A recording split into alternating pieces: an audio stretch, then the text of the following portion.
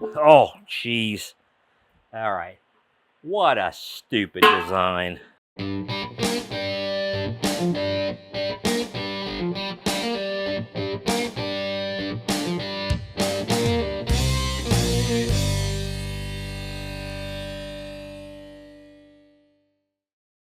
Hi, I'm Cliff, and this is my garage. And if this is your first time joining me, thanks for dropping by. Today, we're going to install this spin-on oil filter adapter from LN Engineering. Okay, first question probably is, what is it? Well, it replaces the standard oil filter canister that Porsche uses. And if you're not familiar with the Porsche oil filter system, they use this canister, and then instead of changing out a filter like you normally would, you reuse the canister and you just replace the filter cartridge, which fits in there, and then you put it back into the car. And it works well, I suppose. But my issue with this system in the 987.2 is primarily that I don't think it's well thought out in terms of its placement, or maybe its placement is a consequence of just nowhere else to put it. In the 987 or 987.1, this cartridge or this canister was in a nice clear spot where you could unscrew it and pull it straight down. It was still a little messy, but it was fine. Now in the 987.2, there is a structural member that runs underneath this canister, right under the back edge. So when you unscrew it and start to bring it down, you've got to tip it over. And when you do, you end up pouring oil onto that structural member and making a huge mess. This canister is brim full of oil. When you drop it down, it actually overflows all over your hands, and then when you tip it to get it out of there, you make an even bigger mess. Another thing that can happen that's quite lovely is that when you pull it down, the filter can remain, or the cartridge can remain stuck to the engine, the tube on the engine. And then when you tilt it over and try and pull it out, you end up knocking it loose. It drops down and splooshes even more oil out. Oh, jeez. I'm hoping that, well, I don't believe that the spin on oil adapter is going to eliminate making a mess in an oil change, but I'm hoping it makes it better. What it does is it replaces that cartridge or that canister and extends the oil tube down, and now you can use a regular spin on oil filter like just about every other car on the planet. One other issue with this canister system is if you look here in the bottom, you'll see that there is a valve. And what this is it's a spring loaded bypass valve, a pressure valve. The idea here is that if the filter gets clogged, the pressure builds up, that spring compresses and allows the oil to bypass the filter, ensuring that you'll always have good oil flow, even if your filter is clogged up. Well, the thing is that spring weakens with time.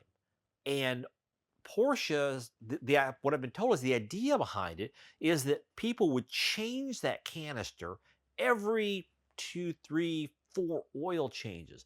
The problem is that I've never heard anybody doing that. I've not seen anything in the maintenance to replace that canister. And so over time, that spring can weaken and allow oil to go past the filter even when it's not clogged. So another advantage of the spin-on oil filter system, or spin-on oil filter adapter, that is a clumsy name. But a major advantage is that it eliminates that bypass valve. And so, assuming that you don't go 80,000 miles without changing your oil, you're going to get your oil filtered properly without any danger of it improperly bypassing the filter. To be clear, cost of the filters is not really a factor at all in whether you should install one of these spin on oil filter adapters.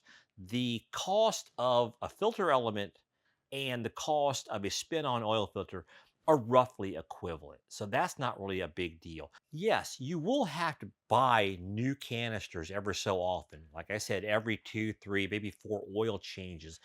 But these are not that expensive, and so it's not really a major factor in the price or your overall cost of maintenance of doing these oil changes versus the spin-on oil filter adapter. This adapter, on the other hand, is expensive. It's about $160 for a kit that includes the adapter itself and one of the Napa Gold oil filters that they recommend.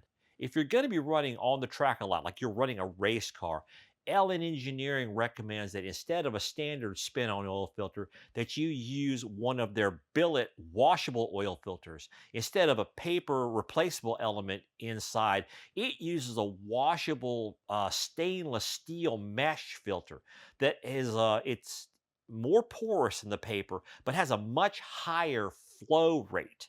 Now, it's also $250. So I don't think I'm going to be investing in one of those filters really anytime soon. One thing that is interesting is on the filter that they send you in the kit, they put a big label on here, and it's also in the directions. It says, do not pre-fill oil filter with oil. Now, this runs counter to what I've been hearing the last few years is that yes, you should pre-fill the oil filter with oil before installing it. The logic being that that way you don't start with a completely dry oil system during the time it takes the engine to pull more oil up through the pickup tubes and everything, that you are pre-lubricating that part of the system. In fact, the last two newer cars that I've bought both specifically say in the maintenance instructions, in the instructions in the owner's manual on doing an oil change, they specifically say yes, preload the oil filter with oil before installing it. So I was really curious why LN Engineering was saying, don't do that. Well, I had a nice little conversation with them, and the way they explained it was that they don't think it's really necessary. Obviously, engines did fine without preloading the oil filter for many years. And there are some engines that the position of the filter, horizontal, simply preclude pre-filling the oil filter at all. On top of that, they've also seen this situation where the preloaded oil filter seems to prevent the engine from starting the pickup of the oil. And they end up with a situation the engine starts, it's running, and will not develop oil pressure. Pulling the oil filter back off, emptying it, or putting an empty one on there immediately fix that problem. They don't understand or don't know what exactly the condition is that's causing that oil pressure failure situation. They just know that if you don't preload the oil filter, it doesn't happen. Like I said, I've heard it both ways recently, but since this is their product, I'm going to go with their recommendation. In this case, I am not going to preload the oil filter anymore when using the spin-on oil filter adapter. Another issue that they alerted me to was that you need to make sure to pre-lubricate the O-ring here. Okay, just like the O-ring that's on the standard canister, which if you saw my oil change video, you saw me pre oil it with some clean engine oil just to make sure that it can slide on properly and make a good seal. Same thing here, make sure that you put oil on there. But the thing is that there are two O-rings on here. There's a second one hidden inside here that goes onto the tube that the oil filter or the filter cartridge normally goes onto. So just like this O-ring, make sure you lube that one up so that you ensure that it gets a good seal onto that tube. Something that did kind of concern me when I was first considering doing this upgrade is that you're going to take and oh, by the way, make sure you lube this seal also with some oil before you put a filter on. When you screw this filter on, tighten it up. It sits there, it's sealed up. You go back in 5,000 miles. You go to turn this and get it loose, hopefully it does that. But what if it does this instead and the actual adapter starts to unscrew? Well, there is the potential for that. LN Engineering said that if that happens, it happens because you simply over tightened this the spin on oil filter, and so it's overpowering the friction that's here in the threads for the adapter. So A, don't over tighten your oil filter.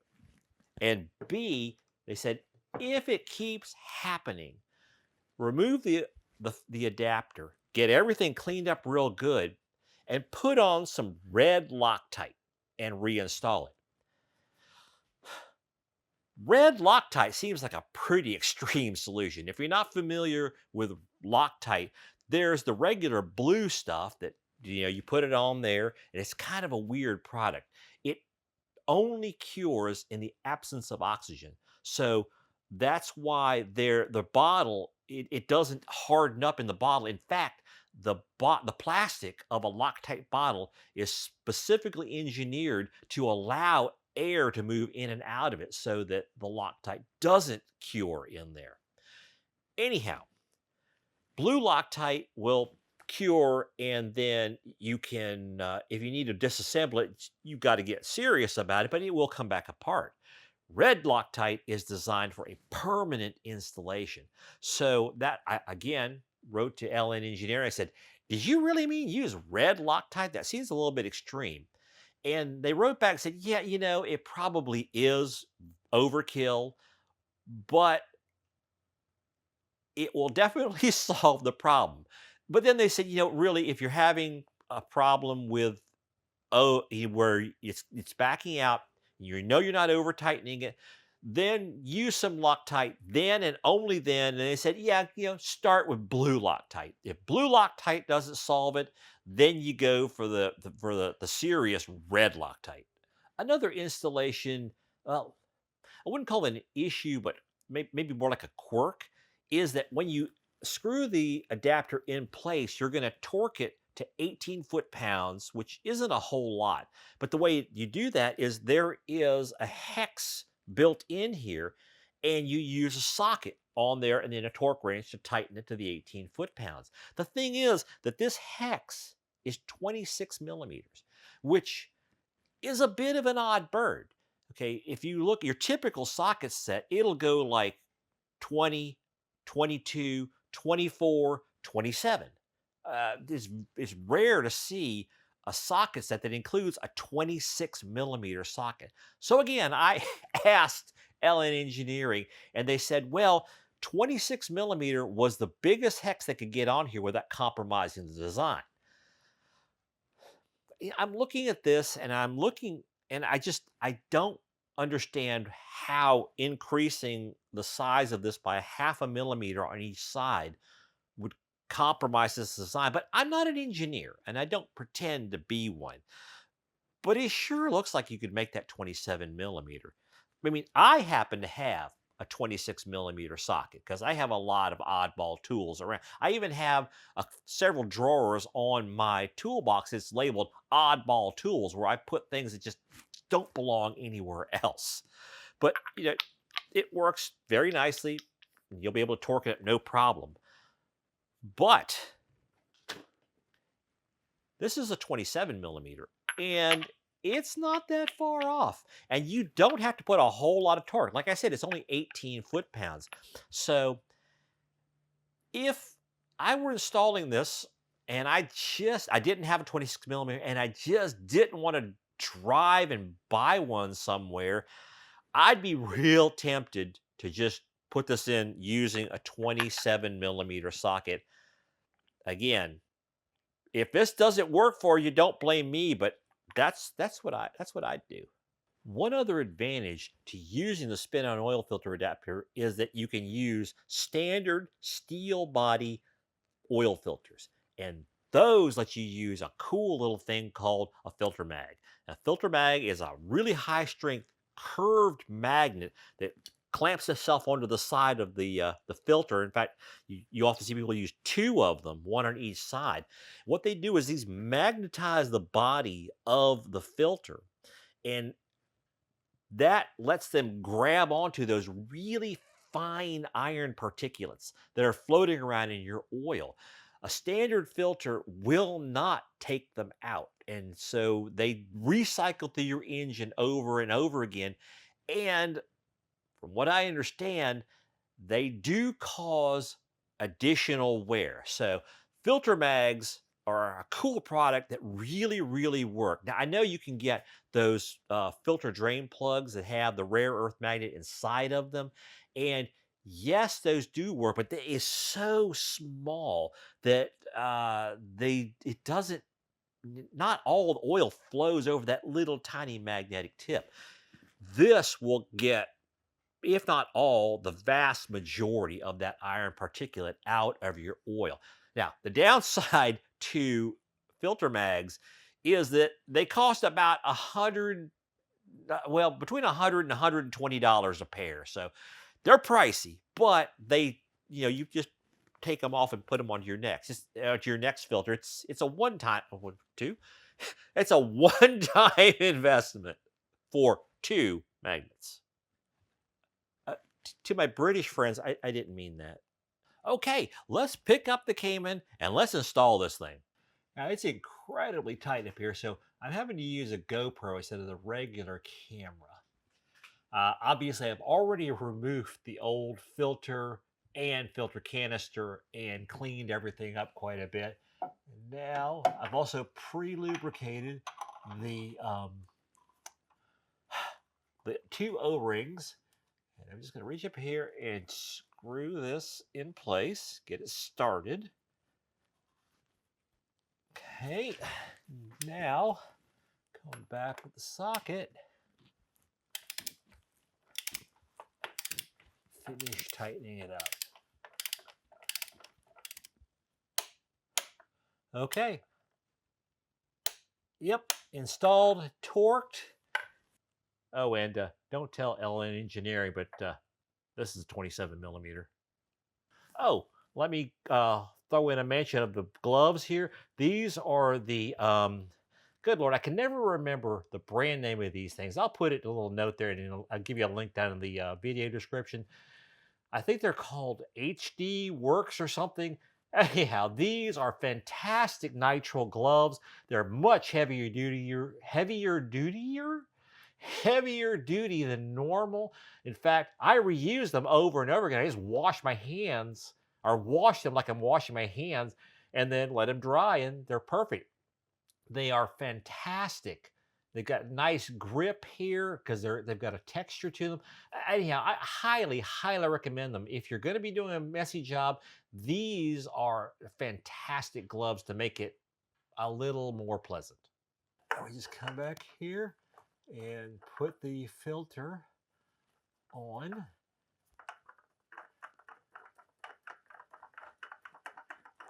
And again, I have pre-lubed that seal with a little bit of clean engine oil.